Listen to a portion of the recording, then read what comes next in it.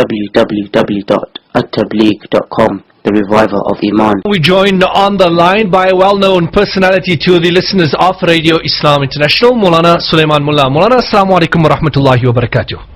Wa alaikum assalam wa rahmatullahi wa barakatuh. How are you, Mufti Saab? Alhamdulillah, and yourself, Maulana?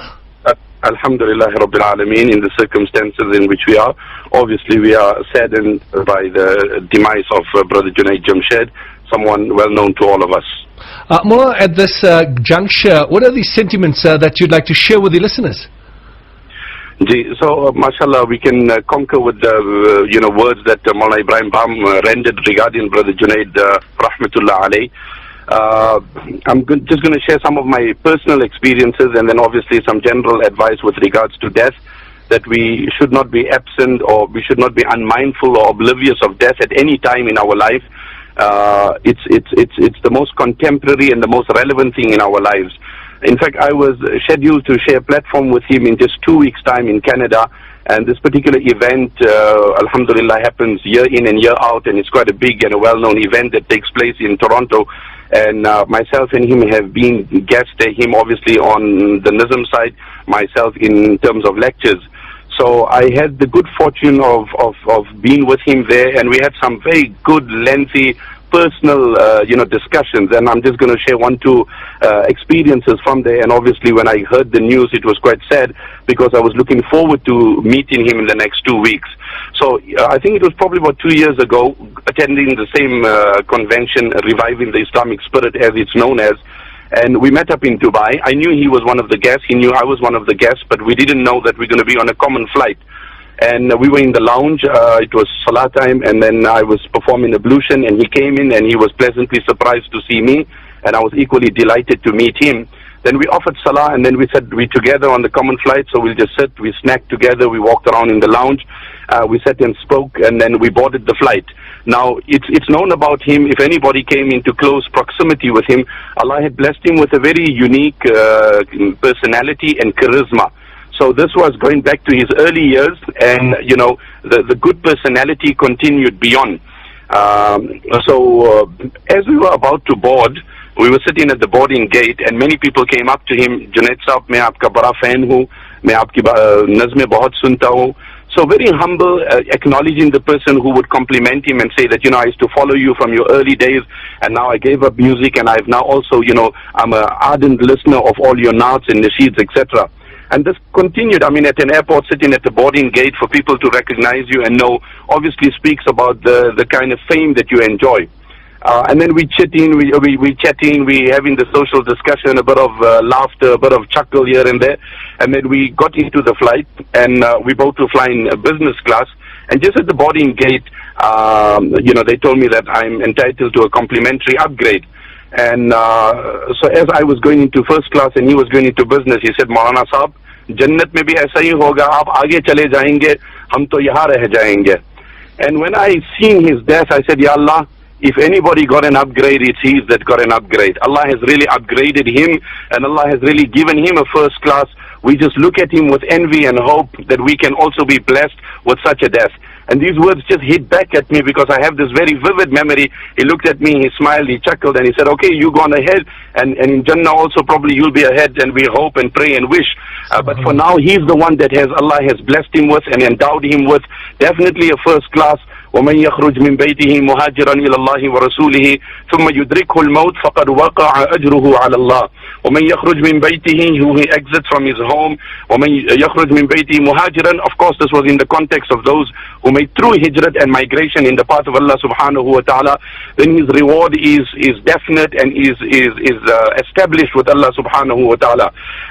I also was just seeing on social media that he led the Jummah Salah. I'm not sure if Maulana Ibrahim Saab spoke about that, but subhanallah, he led the Jummah prayer, and then the verses he selected in the respective units of prayer, in the first rakat and the second rakat, the first, in the first rakat, all in the planning of Allah subhanahu wa ta'ala, he read, وَلَنَبْلُوَنَّكُمْ بِشَيْءٍ مِّنَ الْخَوْفِ وَالْجُوعِ وَنَقْصٍ مِّنَ الْأَمْوَالِ وَالْأَنفُسِ وَالثَّمَرَاتِ, and وَلَا تَقُولُوا لِمَنْ يُقْتَلُ فِي سَبِيلِ اللَّهِ أَمْوَاتٍ.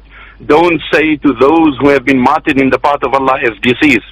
So Allah has really blessed him with a good death. Anyway, we spent time there. Then because I know I was alone, he was alone, so we had some good time together. So I called him over to my room there. And even at some other venues in Canada, we had shared platform on different instances, but this particular one's got a huge event, and it's got a big thing, and it attracts a lot of people. And so, you know, he was asking me in my naat, I would like to bring in some message, and this was him. You know, wherever the opportunity presented, he always wanted to give the dawah.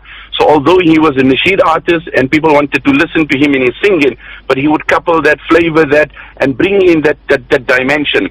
So he came into the room and he started chatting and speaking to me, and I started asking him some very personal questions. And I'm going to share some of these things as a motivation, because sometimes these things might not come up, you know, in the public arena or in media, print media or otherwise. And he said, you know, whatever I enjoyed in my life of sin, Allah gave it back to me in a wholesome way. So I had a microphone, I had followers, I had fans, I had fame. And at that time I had the displeasure of Allah. And then when I came into Deen, Allah gave me the same thing. Only thing, now the microphone that I have is in a noble gathering. It's in a masjid. It's in a place where people are focused on the obedience of Allah subhanahu wa ta'ala. Now I feel pleasant to be sitting amongst these people. So I even teased him. I said, okay, tell me some of your experiences. Which were the largest audiences in which you performed? And he really enjoyed speaking to me, and I enjoyed him. In fact, this year in Hajj from Arafat, he dropped me a message.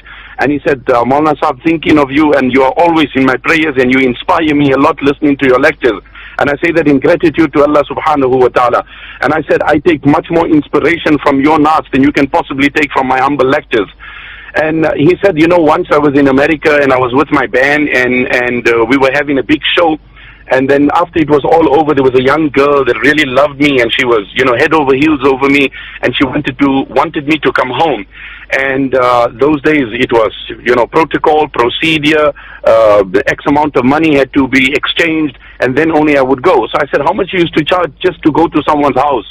So he said anything between $1,500 and $2,000. And he said, but honestly, Maulana Sahib, I would take that money, because that's how it was. She would be elated that, you know what, the pop singer is coming home, the friends would come home, and it was just a dinner. There was no performance, nothing. The honor for that host was to say that the man is coming home. But it was shallow, it was empty, there was no feeling to it. I would go, that money had no goodness in it, no barakah. And today a person would invite me, I'm out in the path of Allah, and I go to someone's house, it's simple, it's basic, but there's goodness in the food, there's barakah in the food, and I feel good about it. So I said, subhanallah, what a metamorphic change in your life, Brother Junaid. And obviously, he is very close proximity and relationship with Maulana Tariq Jamil Sahib. So I asked him more about that, and then he opened up on that how Maulana might have a front personality, and obviously as a man in his you know, stature, meeting the people, interacting, but in his personal private life is a very jovial and a one-on-one, and obviously Junaid enjoys that relationship. But something else, Mufti Sahib, that he mentioned, and we know this in theory, but we seldom practice this in reality. He said, you know, because it got quite, the discussion, you know, went from one thing to another. It was a good whole morning. I had my lecture late evening. He had his performance after the lecture slots were over. So we were there just spending time, and I was just drawing from him, and he was asking me some, you know, verses of the Quran, etc. So he said something very amazing. He said, you know, in my life of sin and music, there were many others that used to sing with me, and some were Muslims, some were not. But Allah has been very kind to me, that this life was not a pleasant life. There were a lot of things we did that were not correct, were unsavory. This was behind the scenes. Like sometimes the media probes into, you know, the personal life of celebrities, and then you get the stench, and you get unpleasant discoveries or revelation in you know, besides their skill or whatever they're known for. But he said, with the grace of Allah, even in my life of sin and that, I never featured in media in a negative way. So if the entire band was caught in doing something unsavory, unpleasant, and I'll just leave it to that, I was never implicated, I was never exposed. So I said, Mashallah, Junaid Sahib, aur uska raaz kya hai, bhed kya hai, hikmat kya hai? Like, divulge the secret of what did you do so unique? He said, ek baat aapko batla do, Maulana Sahib. I said, zarur batlaye. He said, aasan bhi itna hai, mushkil bhi itna hai. It's so simple yet so complex. And I said, okay, you know, reconcile, how is this? He said, I kept my mouth zipped and sealed about the wrongs of others, even in my life of sin. And because of that, سَتَرَ اللَّهُ عَلَيَّ. Allah always concealed my wrong. And I said, subhanallah, this was so profound. He said, I would never bad mouth, I would never speak about my observations or any other, fellow panelists or singers or band, any other things in their private life, behind the stage, whatever things. I never ever spoke ill about anyone. And the direct benefit of that was Allah subhanahu wa ta'ala always veiled me and concealed me.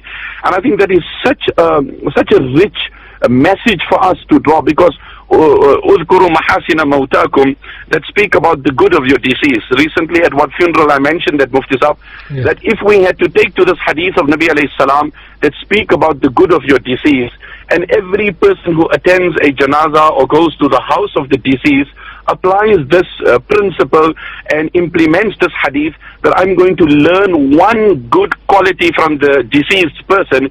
Can you imagine what a rich reserve we would have had by now in terms of good qualities and attributes which we derived or inculcated after visiting or attending a funeral. It would have been such a rich reserve that we could say that I achieved perhaps tahajjud from attending this funeral, or generosity from this person, or I got here and I discovered, like it's known about Zainul Abidin rahimahullah, that only when he passed away that people came to know that 100 families that were being fed, it was Zainul Abidin, and post his demise, because this had somewhat come to a halt, that's the time it came to light that it was his hand. So amongst the many things that we can learn from his life, like Maulana Ibrahim Sahab mentioned, that there is a future to every person, and how Allah subhanahu wa ta'ala changed his life, and how Allah granted him goodness and fame. I think this is also something that he shared in a very personal capacity, which I take very to heart, and it made me think hard, that he never spoke ill of others, and he said Allah Ta'ala always concealed him. And for me, the thing is that Allah has really given him an upgrade and given him a promotion into Jannah. Insha'Allah, la nuzakki ala Allahi ahad. But from the apparent, and wal ibratu bil khawatim, that the outcome is on the manner in which you pass away. I was just saying to my wife, you can't arrange a death like this. You can't plan a death like this. You can envy a death like this. You can hope for a death like this. You can wish for a death like this. But surely there are actions. كَمَا تَعِيشُونَ تَمُوتُونَ وَكَمَا تَمُوتُونَ تُحْشَرُونَ. And once in Manchester, we had a program again. He was the main guest there as the Nasheed artist. I was the official guest as the speaker. And it was a very long sitting. It was a seerah program. And he really enjoyed my humble talk. And obviously I enjoyed his naat. So we were very close. Thereafter we went to a restaurant and we spent some good hours together. We ate, then we went to the common hotel. So ever since, the relation has been very close and personal, and the bond has been very, very good. His relation with people was, he was so amazing. One is people he knew. But when we boarded the flight, and it's a long haul, right? Dubai, Toronto is 14 hours. Generally with a crew or a steward, you'd be very reserved, you'll greet, they'll smile, and that's about it. And the gentleman walks by and he nudges him. And he nudges him like as if they share a relation for years. And the guy looks and he smiles and he smirks. And then he says, what's it, sir? So Junaid says it in his, a dialect, that good English with that Pakistani accent. I think we've shared a common flight before, sir. Somewhere we've been on a common route. And he says, well, I guess if you say so, then surely. So the crew member or the steward passes by, he just passes his hand lovingly but somewhat forcefully, and this guy is like taken aback and, sorry sir, was there something? He said, yeah, I know you. Okay, where do you know me from? We've been on a flight together, probably from Dubai to London. Okay, thank you. Well, we're on a different flight now. So this was the kind of personality he had. He could break the ice so confidently and comfortably that the next person never felt offended. And even in his presentation, this particular program, I just spoke to the host earlier today, who heads this organization and this convention in Toronto. and he says, I'm so distraught because he says he dropped me a voice message 2 days ago, finalizing and confirming his attendance at the event, but fate had it otherwise that, his death was decreed. وَمَنْ كُتِبَتْ مَنِيَّتُهُ بِأَرْضٍ فَلَيْسَ يَمُوتُ فِي أَرْضٍ سِوَاهَا. That when your death is decreed at a location, it's not possible for you to die anywhere else. قُلْ لَوْ كُنْتُمْ فِي بُيُوتِكُمْ لَبَرَزَ الَّذِينَ كُتِبَ عَلَيْهِمُ الْقَتْلُ إِلَى مَضَاجِعِهِمْ. That on the occasion of Uhud, some of the munafiqeen, they said that yes, if you had to oblige and listen to us, and you didn't go out in battle, then you people wouldn't have died. You had stayed with us here, then nobody would have died. Allah subhanahu wa ta'ala responded and said, tell them, O Muhammad sallallahu alayhi wa sallam, لَوْ كُنْتُمْ فِي بُيُوتِكُمْ. Even if you were in your homes and you didn't come out to the battle of Uhud, لَبَرَزَ الَّذِينَ كُتِبَ عَلَيْهِمُ الْقَتْلُ إِلَى مَضَاجِعِهِمْ.